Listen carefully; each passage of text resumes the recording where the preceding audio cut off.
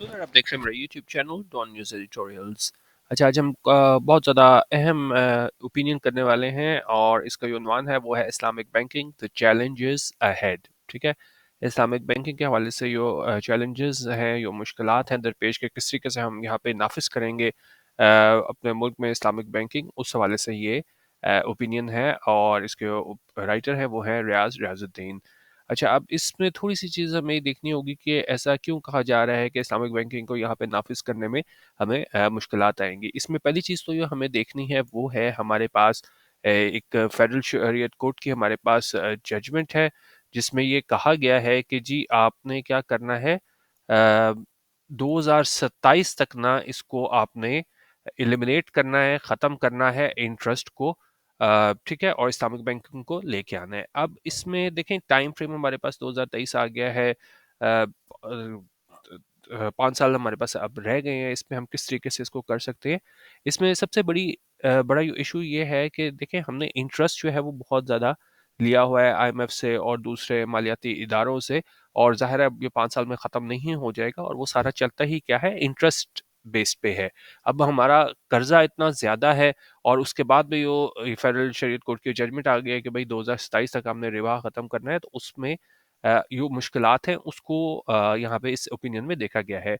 अब एक और चीज़ आप देखें, यहाँ मैंने हाईलाइट की हुई है कि आपको इस्लामिक बैंकिंग और जो हमारे पास ये इंटरेस्ट बेस्ड बैंकिंग जो चल रही है उसका फ़र्क पता होना चाहिए। ठीक है, वैसे तो ये बहुत वास्ट टॉपिक है, लेकिन जो सबसे बड़ा जो मसला दरपेश आएगा ना, वो यहाँ पे इन्होंने लिखा हुआ है। यहाँ पे अगर आप देखें ना, अ, कि वो कह रहे हैं कि जी गवर्नमेंट बोरिंग जो है बैंक से, उसमें ज़रूरत नहीं होती रियल एसेट की, किस हवाले से, इंटरेस्ट बेस्ड फाइनेंशियल सिस्टम में।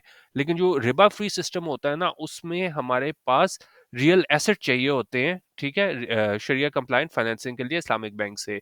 और यहाँ पे अगर आप देखें, मैं इसको यहाँ पे इसको हाईलाइट कर सकूँ, तो कह रहे हैं कि जी all financial activities under the Islamic financial system must be asset backed.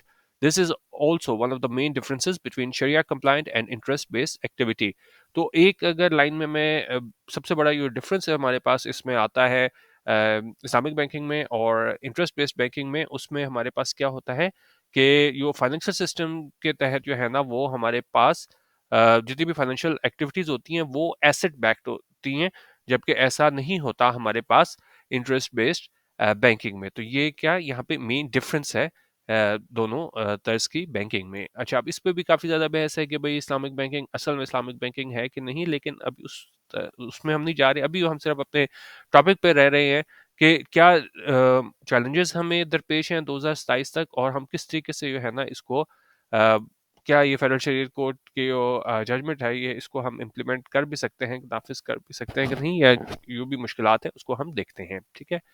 अच्छा, अब जो सवाल पूछा गया है वो बहुत इंपॉर्टेंट है। वो कह रहा है कि जी will our economic and financial system be able to eliminate riba interest by December 2027 as ordained by the federal Shariat court. ठीक है, सवाल क्या पूछा गया है कि क्या हमारे जो इकोनॉमिक और फाइनेंशियल सिस्टम है वो एलिमिनेट कर देगी, खत्म कर देगी रिबा, जिसे इंटरेस्ट कहा जाता है, कब तक, बाय दिसंबर 2027 तक खत्म कर देगी, एज ऑर्डेन्ड बाय। ऑर्डेन्ड क्या होता है, जब आपको ऑफिशियली कहीं से हुक्म मिलता है। ठीक है, तो ये हुक्म हमें कहाँ से मिला है, फेडरल शरीयत कोर्ट एफएससी, वहां से मिला है कि 2027 तक आपने इसको रिबा को खत्म करना है। तो यही सवाल पूछा गया है, क्या हम यहाँ पे इसको खत्म कर सकते हैं। अच्छा, if the past is any guide at this time frame is almost impossible to adhere to. ठीक है, इसमें हम एडिटोरियल भी पहले कर चुके हैं, उसमें मैंने कहा था कि मतलब ये चीज़ वो चीज़ है जो क्या है, पॉसिबल नहीं है। बहस आप इस पे जितनी मर्जी कर सकते हैं कि क्या वजूहात हैं और कितनी देर लग जाएगी, अभी हम ओपिनियन में ये भी देखेंगे। लेकिन ये कह रहे हैं जी, if the past is any guide, if the past is any guide का मतलब कि जिस तरह माजी में भी क्वेश्चन, मतलब ये बात बहस की जाती रही कि भाई इस्लामी मुल्क है, इस्लामिक बैंकिंग होनी चाहिए, तो उन्होंने कहा लेकिन अगर माजी को भी निगाह में रखें, कि उसको भी एक गाइड के तौर पे लें कि जो पहले क्वेश्चन हुई थी और अब हुई थी, तो this time frame is almost impossible to adhere to. Adhere to होता है कि जब आप फुलफिल करते हो, ठीक है, किसी चीज़ को पूरा करते हो। तो उन्होंने कहा ये जो टाइम फ्रेम है कि 2027 तक आपने ख़त्म करना है, ये ऑलमोस्ट इम्पॉसिबल है, नामुमकिन है एडहेयर टू कि हम पूरा करें, यानी कि 2027 तक हम सारा इस्लामिक उस पे बैंकिंग पे चले जाएं। ठीक है। What are the challenges in transforming our economy into a riba free system? ठीक है, एक और बहुत ज़्यादा अहम सवाल कि भाई क्या चैलेंजेस दरपेश हैं कि ट्रांसफॉर्म करने में, तब्दील करने में, चेंज करने में हमारी इकोनॉमी, हमारी मईशत को किस में, रिबा फ्री सिस्टम के इंटरेस्ट बेस्ड सिस्टम में हम किस तरह अपनी इकोनॉमी को ले जाएं? How uh, quick or slow has been the Islamization of Pakistan is so far? और अच्छा, यहाँ पे इस चीज़ का तयन किया गया कि कितनी जल्दी और कितना मतलब स्लो रहा है हमारे पास ये सारा प्रोसेस इस्लामाइजेशन का और बैंक्स के इस्लामाइजेशन का पाकिस्तान में सो फार अब तक। ठीक है, to answer the latter question first, the first serious attempt to Islamize the banking system started in 2002 with the establishment of the Mizan Bank। अच्छा, तो उन्होंने कहा अगर हम इस चीज़ का जवाब देना कि कितना ये स्लो रहा है Islamisation of banks in Pakistan, तो उसके लिए हमें ये देखना पड़ेगा कि वो पहली एक सीरियस अटेम्प्ट की गई थी इसको इस्लामी बैंकिंग की तरफ जाने की, तो वो स्टार्ट की गई थी 2002 में, और क्योंकि वहाँ पे हमने इस्टेब्लिश किया था मिज़ान बैंक को। ठीक है, अच्छा, और फिर उन्होंने कहा जी इस्लामिक बैंकिंग एसेट्स थे ना, फिर वो तेजी से बढ़ना स्टार्ट हुए, लेकिन जो शेयर था इस्लामिक एसेट्स का इन कमर्शियल बैंकिंग में, वो बड़ा स्लोली जो है ना उसमें इजाफा हुआ, और उन्होंने कहा जी 0% था 2002 में, से ये 8.2% हो गया 2012 में। अभी जितने भी स्टैट्स हैं इसको आपको मतलब समझने में आसानी लगेगी कि कितना ये स्लो प्रोसेस था, और फिर ये हमारे पास 19.5% हो गया जून 2022 में। ठीक है, और उन्होंने कहा कि जी the share has risen at an average speed of close to 1% annum. तो यहाँ से आप देखें कि कितनी स्लो स्पीड से हमारे पास इसमें ये ग्रो कर रहा था इस्लामिक बैंकिंग एसेट्स। ठीक है, कहाँ पे, कमर्शियल बैंकिंग के हवाले से बात हो रही है। अच्छा, और ने कहा जी if this share continues to rise at this pace, Islamic banking assets will surpass interest based banking assets around 2052 when half our banking system would have been Islamised. उन्होंने कहा अगर ये शेयर है वो जारी रहा तो इस स्पेस पे हमारी जो इस्लामिक बैंकिंग एसेट्स हैं वो सरपास कर जाएंगी, वो क्रॉस कर जाएंगी interest bank based banking assets को। कब तक, 2052 तक। तो कहाँ हमारे पास बात हो रही है 2027 की, और ये कह रहे हैं कि जी ये कब सरपास करेंगे 2052 में, when half our banking system would have been Islamised, जब हमारे हो गए होंगे जो आधा जो हमारा बैंकिंग सिस्टम है वो इस्लामाइज्ड हो गया होगा। ठीक है, तो यहाँ से आप अंदाजा लगा रहे हैं कि कितना ये इम्प्रैक्टिकल है कि जो फेडरल शरीयत कोर्ट की जजमेंट आई है। अच्छा, the actual speed of Islamisation will of course depend on how soon or otherwise we overcome the challenges. और उन्होंने कहा जी असल जो स्पीड है ये तो मतलब एक ज़ाहिर है आप एक तखमीना लगाते हुए एक आपकी एस्टिमेशन होती है, लेकिन उनका एक्चुअल स्पीड है इस्लामाइजेशन की, वो इस चीज़ पे डिपेंड करेगी कि कितना जल्दी जो है ना वो हम ओवरकम कर सकते हैं, इस पे गलबा पा सकते हैं जो चैलेंजेस दरपेश हैं। ठीक है, अभी ये जो चैलेंजेस हैं वो आगे यहाँ पे डिस्कस होंगे। और कह रहे जी the primary challenge does not relate to interest based banking becoming Sharia compliant but to the transformation of government domestic and external debt to Sharia compliant securities like sukuk. अच्छा, अब कह रहे हैं कि जो प्राइमरी चैलेंज है, सबसे बड़ा जो चैलेंज है, बुनियादी चैलेंज है, वो इस रिलेट नहीं करता कि जी इंटरेस्ट बेस्ड बैंक जो है ना वो शरिया कंप्लायंट बने, लेकिन किस हवाले से करता है कि जो ट्रांसफॉर्मेशन है, तब्दीली है गवर्नमेंट डोमेस्टिक और एक्सटर्नल डेट की, उसको हम किस तरह शरिया कंप्लायंट सिक्योरिटीज में कन्वर्ट करें, ट्रांसफॉर्म करें, जिस तरह के सकूक है। ठीक है, इस चीज़ को भी हाईलाइट करो, ये बहुत इंपॉर्टेंट चीज़ है, क्योंकि देखें ये सारा मसला ये है कि आप अपने डोमेस्टिकली आप जो मर्जी करते रहो कि जी हम इसमें इस्लामिक बैंकिंग की तरफ जा रहे हैं, लेकिन आपने जब बाहर जब डीलिंग करनी है, कर्जा लेना है, अब आईएमएफ से आपने कर्जा लेना है, वर्ल्ड बैंक से कर्जा लेना है, तो आप उसमें जाहिर है इंटरेस्ट उसमें इन्वॉल्व होता है। तो किस तरीके से आप जो है ना उस कह सकते हो कि जी हम इसमें इंटरेस्ट फ्री बैंकिंग की तरफ चले जाएंगे 5 साल में। It is after such transformation that the banking and financial sector will find it simpler to move towards a riba free system। उन्होंने कहा जब तक ये ट्रांसफॉर्मेशन होगी उसके बाद ही बैंकिंग और हमारा फाइनेंशियल सेक्टर है उसको आसानी होगी मूव करने में रिबा फ्री सिस्टम की जानेब। This is easier said than done. अब वाकई ये मतलब कहना आसान है, करना मुश्किल है। आप कहोगे जी यहाँ से ट्रांसफॉर्मेशन हमारी हो जाएगी किसमें, जब हमारी एक डोमेस्टिक और एक्सटर्नल डेट जो है जब वो शरिया कंप्लायंट सिक्योरिटीज की तरफ चला जाएगा जैसे कि सकूक है, तो हम क्या है इस तरफ चले जाएंगे इस्लामिक बैंकिंग की तरफ। लेकिन उनका ये कहना आसान है, करना मुश्किल है। This is easier said than done। The outstanding value of the federal government debt, domestic and external, but excluding IMF debt and State Bank foreign exchange liabilities, was rupees 47.8 trillion at end June 2022। तो उन्होंने कहा ये outstanding value थी हमारी federal government date की, इसमें domestic और external शामिल हैं, लेकिन और इसमें एक्सक्लूड किया गया आईएमएफ डेट को और state bank foreign exchange liabilities को। वो हमारे यहाँ था 47.8 ट्रिलियन। कब तक? एंड जून 2022 तक। It has already cross rupees 50 trillion since then, और तब से लेके अब तक भी कितना 50 ट्रिलियन क्रॉस कर गया है। Without the transformation with domestic debt, banking and financial institutions cannot become Sharia compliant. एक और important line opinion की कि बगैर ट्रांसफॉर्म किए, तब्दीली किए बगैर डोमेस्टिक डेट के जो बैंकिंग और फाइनेंशियल इंस्टीट्यूशंस हैं वो शरिया कंप्लाइंट नहीं बन सकते। ठीक है। अच्छा, उन्होंने कहा the transformation is not possible, it is extremely difficult to achieve by 2027 by. उन्होंने कहा अगर जो ये तब्दीली है, ट्रांसफॉर्मेशन है, ये इम्पॉसिबल नहीं है, नामुमकिन नहीं है, लेकिन ये बहुत ज़्यादा मुश्किल है कि हम इसको अचीव कर सकें 2027 तक। वाई? अब सवाल पूछा कि हमने ऊपर भी डिस्कस कर लिया था कि वो बुनियादी फ़र्क दोनों में है कि एक हमारे पास एसेट बैक्ड होता है, ठीक है, और एक दूसरा नहीं होता। ठीक है, ये चीज़ हमने कर ली थी। अब हम कह रहे हैं कि जी linking the latter to a real asset is a direct and not remote exercise. और इसमें अगर हम बात करें कि जी इंटरेस्ट बेस्ड एक्टिविटी है ना, उसको लिंक करना रियल एसेट से, ये एक डायरेक्ट एक्सरसाइज है, ना कि रिमोट एक्सरसाइज। और इसमें अगर हम बात करें since financial activities whether interest based or Sharia compliant look similar, it confuses people into mistakenly thinking they are the same.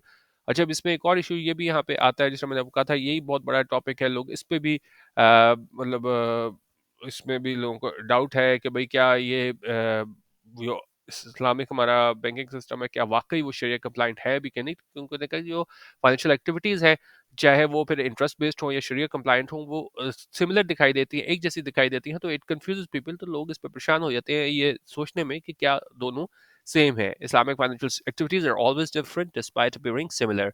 और राइटर के मुताबिक उन्होंने कहा कि जी इस्लामिक फाइनेंशियल एक्टिविटीज होती हैं वो डिफरेंट होती हैं, बावजूद इसके कि वो देखने में सिमिलर लगती हैं, एक जैसी लगती हैं इंटरेस्ट बेस्ड बैंकिंग से। ठीक है। और क्रक्स अगर हम पूरे ओपिनियन का देखें तो इन दो लाइनों में यहाँ पे इसको हम अगर समराइज करें तो ये कह रहा है कि जी the actual speed of Islamising the banking sector will depend on how soon or otherwise we overcome the inherent difficulties. जो एक्चुअल स्पीड है कि किस तरीके से हम इसको इस्लामाइज कर सकते हैं अपने बैंकिंग सेक्टर को, वो डिपेंड करेगा कि कितनी जल्दी या मतलब कितनी हम देर इसमें लगाते हैं ओवरकम करने में, गलबा पाने में अपनी इनहेरेंट डिफिकल्टीज को। और पहली चीज़ तो यही थी कि एक हमारे पास एसेट बेस्ड बैंकिंग है और एक क्या है उसमें नहीं होती रियल एसेट बैक बैक पे। ठीक है। The challenge of making government debt Sharia compliant has been met only to the extent of about 5% of rupees 47.8 trillion due to successful issuances by the government of Ijara Sukuk that were valued at rupees 2.3 trillion and June 2022. अच्छा, उनका जो challenge है government date को शरिया complaint बनाने में, उसको पूरा किया गया है कितनी हद तक? सिर्फ 5% तक। जो टोटल 47.8 ट्रिलियन था, उसका सिर्फ 5% जो है ना वो पूरा किया गया है। किस तरीके से कि जो हमने इशू किया था गवर्नमेंट ने 11 सकूक, और जो वैल्यू किए गए थे 2.3 ट्रिलियन एंड जून 2022 तक। तो अब यहाँ पे बता रहे हैं कि कितना शेयर जो है ना वो हमारा शरिया कंप्लाइंट हुआ है इसकी वजह से, जो इजारा सकूक है। उन्होंने कहा this 5% transformation was achieved over 2 decades, और ये 5% ट्रांसफॉर्मेशन जो है ना उसको अचीव किया गया है 2 दिहाइयों पे, 20 सालों में। तो कहाँ ये 5% जाके अचीव हुआ है 20 सालों में, और कहाँ आप कह रहे हो कि जी आप इसको इस्लामाइजेशन की तरफ ले जाओ 2027 तक। How many decades will our federal government take to transform the remaining 95% of debt is anybody's guess. बहुत इंपॉर्टेंट लाइन पूरे ओपिनियन की कि भाई कितनी डेकेड्स लगेंगे, क्योंकि 5% अचीव करने में आपको 20 साल लग गए, तो कितने डेकेड्स लगेंगे, कितनी दिहाइयां लगेंगी हमारी फेडरल गवर्नमेंट को ट्रांसफॉर्म करने में, तब्दील करने में। जो रिमेनिंग बाकी बचे हुए 95% है जो इसका डेट, इज एनीबडीज गेस। अच्छा, एनीबडीज गेस होता है कि कुछ चीज़ अब very difficult to impossible to determine हो, आंसर करना हो ना, मतलब ये क्लियर नहीं है कि एक 5% को आपको करने में 20 साल लग गए और बाकी 95% को आपको डेट को ट्रांसफॉर्म करने में कितनी देर लगेगी, इज एनीबडीज गेस। यानी इसकी चीज का तयन करना बहुत मुश्किल है। अच्छा, the government has its own genuine problems in undertaking this gigantic transformation। लेकिन गवर्नमेंट की अपनी है ना वाकई प्रॉब्लम्स है, मुश्किलात है अंडरटेक करने में, ये ट्रांसफॉर्म करने में। ये जाइगेंटिक ट्रांसफॉर्मेशन, जाइगेंटिक होता है हमारे पास वेरी ग्रेट साइज और एक्सटेंट ह्यूज और इनॉर्मस। ठीक है। तो गवर्नमेंट की अपनी जो है ना वो बहुत ज़्यादा मुश्किलात हैं, इसको किस तरीके से ट्रांसफॉर्म करना है। It does not have real assets to the tune of rupees 50 trillion primarily because land is provincial subject. अच्छा, अब एक और बहुत अहम मसले की तरफ यहाँ पे इन्होंने इशारा किया है कि जी इनके पास इतने ज़्यादा रियल एसेट्स नहीं है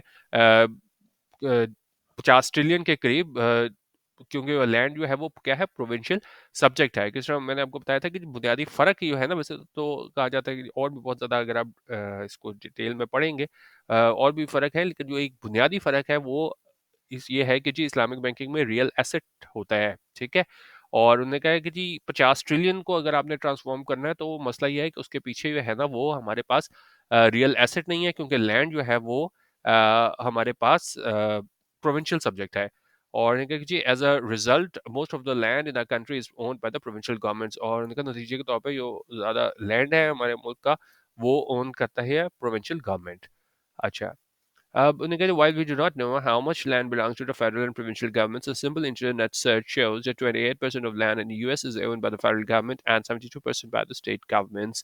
उनका जहाँ हमें नहीं पता कि जी कितना लैंड जो है ना वो फेडरल गवर्नमेंट के पास है और कितना प्रोविंशियल गवर्नमेंट के पास है, लेकिन अगर हम एक सिंपल इंटरनेट सर्च करें तो हमें पता चलता है कि जो यूएस की अगर हम बात करें तो वहाँ पे 28% जो लैंड है वो फेडरल गवर्नमेंट की मलकियत में है और 72% जो है ना वो स्टेट गवर्नमेंट के पास है।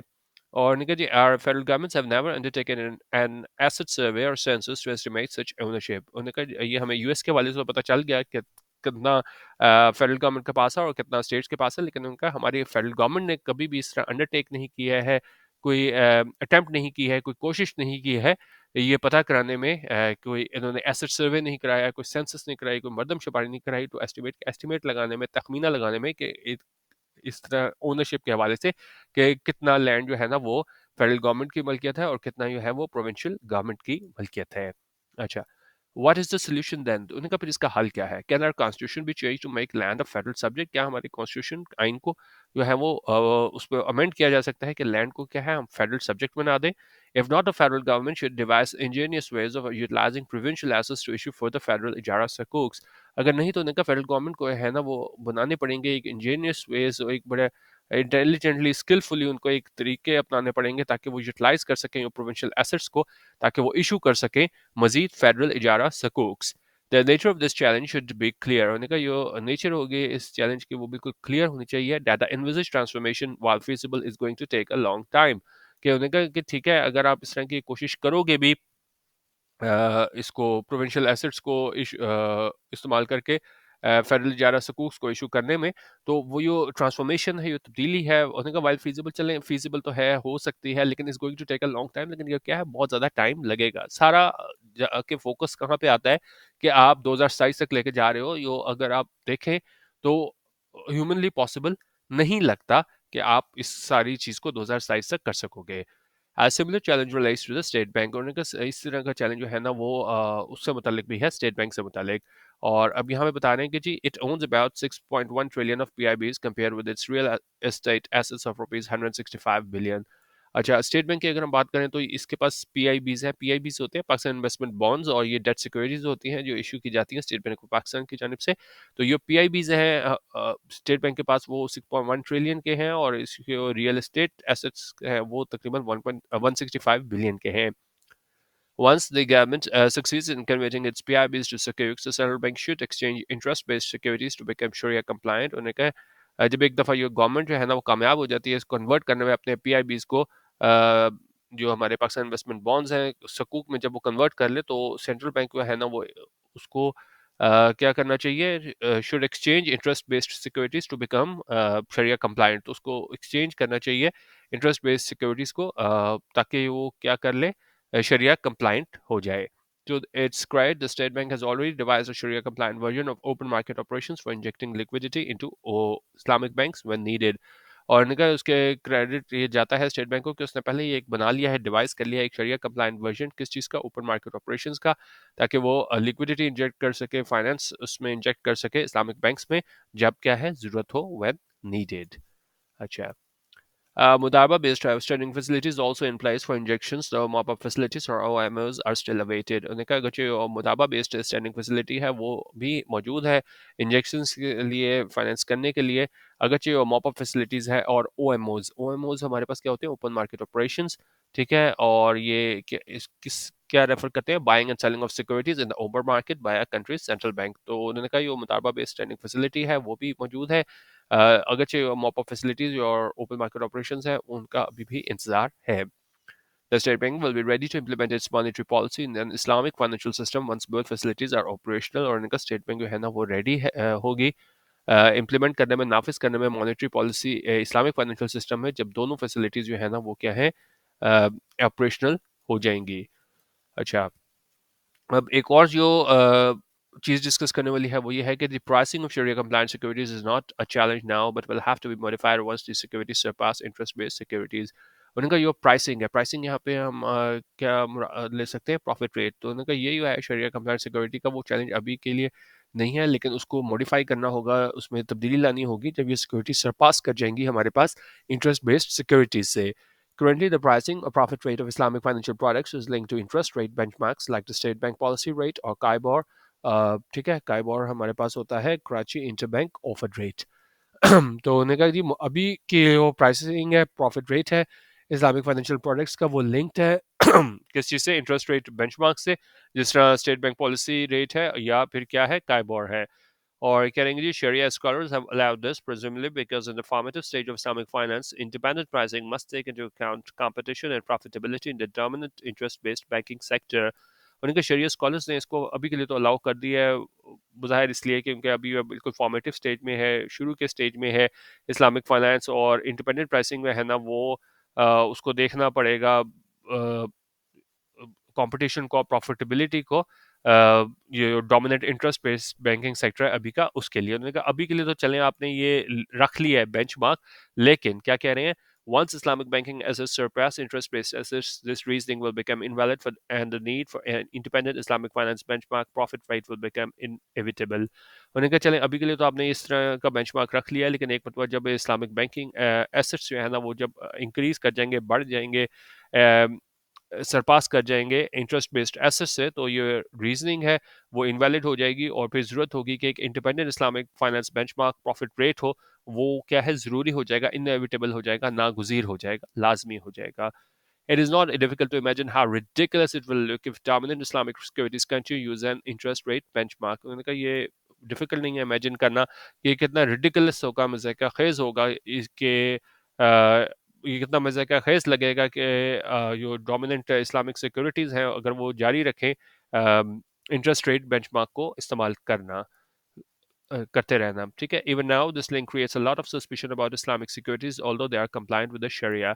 अच्छा, अब ये राइटर जो है वो तो ज़ाहिर है इसको इसी चीज़ पे लेके चल रहे हैं कि जी इस्लामिक बैंकिंग और वो अलग है इंटरेस्ट बेस्ड बैंकिंग, जिस तरह यहाँ भी वो कह रहे हैं कि जी ये लिंक है कि वो बेंचमार्क हम यूज़ कर रहे हैं अभी के लिए, तो वो एक कन्फ्यूजन, एक सस्पिशन क्रिएट कर देता है इस्लामिक सिक्योरिटी से मुतल्लिक, अगरचे ये कंप्लाइंट है शरिया से, क्योंकि ये राइटर इसी चीज़ को लेके चल रहे हैं कि ये चीज़ें हैं कि इस्लामिक फाइनेंस है वो बिल्कुल क्या है, शरिया कंप्लाइंट है। ठीक है, अच्छा, अब कह रहे हैं establishing this benchmark and will be the state banks responsibility. और उन्होंने कहा इस्टेब्लिश करना ऐसा बेंचमार्क जब ये सरपास कर जाएंगे इंटरेस्ट बेस्ड एसेट्स को, तो फिर क्या है, ये रिस्पॉन्सिबिलिटी होगी, जिम्मेदारी होगी स्टेट बैंक की। It is a challenging but doable task. उनका ये चैलेंजिंग टास्क है, मुश्किल है, लेकिन क्या है, डूएबल टास्क है, ये हो सकता है।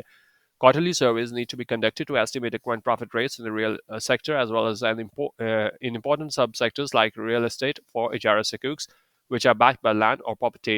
और उसमें कहा कि जी क्वार्टरली हर 3 महीने बाद सर्वेज होनी चाहिए, कंडक्ट किए जाने चाहिए ताकि एस्टिमेट किया जा सके मौजूदा प्रॉफिट रेट्स रियल सेक्टर में भी, और साथ साथ दूसरे सब सेक्टर जैसे हमारे पास आते हैं रियल एस्टेट सेक्टर है, और किसी चीज़ के लिए इजारा सकूक्स के लिए जो बैक्ड होते हैं किससे, लैंड से और प्रॉपर्टी से। The state bank can then select an appropriate benchmark for future policy rates. और स्टेट बैंक तब जो है ना वो मुनासिब बेंचमार्क सेलेक्ट कर सकता है फ्यूचर पॉलिसी रेट्स के लिए। अच्छा, और लास्ट पैराग्राफ यहाँ पे कह रहे हैं कि जी while the two-decade progress of Islamic finance in our country has been slow, it is still a big achievement, notwithstanding the prevailing skepticism about its authenticity।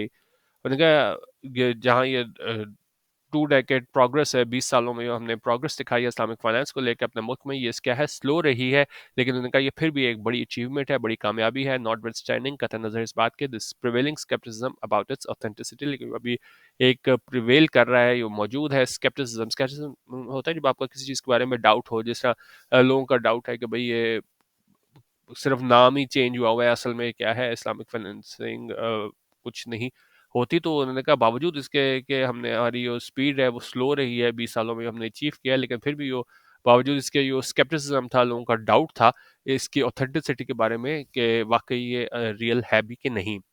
Skepticism stems from the inherent similarity between financial products on one hand, on the other, the reluctance to probe existing structures of Islamic modes of financing, which are thoroughly documented for each kind of transaction and truly transparent. और writer कह रहे हैं कि जी यो doubt है वो किस वजह से आता है हमारे पास कि यो एक तो यो सिमिलैरिटी है फाइनेंशियल प्रोडक्ट्स की, और दूसरी जानब यो रिलक्टेंस है कि हम नहीं प्रोब नहीं करते कि यो स्ट्रक्चर है इस्लामिक मोड ऑफ फाइनेंसिंग के जिनकी वो बाकायदा जो है ना वो डॉक्यूमेंटेशन की जाती है किसी भी किस्म की ट्रांजैक्शन के लिए, और वो क्या है बिल्कुल ट्रांसपेरेंट है, बिल्कुल उनमें शफाफियत मौजूद है। ठीक है, तो बेसिकली ये ओपिनियन है ना वो फेडरल शरीयत कोर्ट की जजमेंट के हवाले से था, जिसमें कहा गया था कि ये 2027 तक आपने इस्लामिक बैंकों को यहाँ पे नाफिज करना है, लेकिन उसके अंदर जो चीज़ है वो ये है कि सबसे बड़ा जो हमारा मसला ये आएगा कि हमने जो सारा कर्जा लिया हुआ है और बाद में भी जो हमने कर्जा लेना है उसको हम किस तरीके से मैनेज करेंगे, क्योंकि बाहर तो हर चीज़ जो है वो आपकी क्या है इंटरेस्ट पे चलेगी, क्योंकि वो आपको कर्ज ही इतने ज़्यादा उस पर इंटरेस्ट पे देते हैं। तो आप अगर उसमें और इसमें स्टडी करें कि पाकिस्तान का कितना कर्जा हो गया है और कितना भी ज़ाहिर है आगे भी ये ख़त्म नहीं होने वाला, तो उसको मैनेज करने के हवाले से जो मुश्किलात हैं, और तो ये कहा गया है कि भाई अभी तक हमने कितना शेयर अचीव किया है 20 सालों में, तो बड़ा मुश्किल होगा कि 2027 तक हम ये शरिया कंप्लायंट बैंकिंग की जानिब जा सकें। जो चैलेंजेस दरपेश थे उसको डिस्कस किया गया है। बाकी हमारा आइडिया में व्हाट्सएप ग्रुप ज्वाइन करना हो तो ये नंबर दिया हुआ है, यहाँ पे आप व्हाट्सएप करके सैम्पल मटेरियल भी हासिल कर सकते हैं, जहाँ पे हम daily editorial video, PDFs, highlights और दूसरे इंटरनेशनल मैगजीन्स और न्यूज़पेपर शेयर करते हैं। तो आप यहाँ पे 200 रुपीज़ ईजी पैसा पर मंथ में हमारा पेड व्हाट्सएप ग्रुप ज्वाइन कर सकते हैं। वीडियो देखने का बहुत शुक्रिया। अल्लाह हाफिज़। पाकिस्तान जिंदाबाद।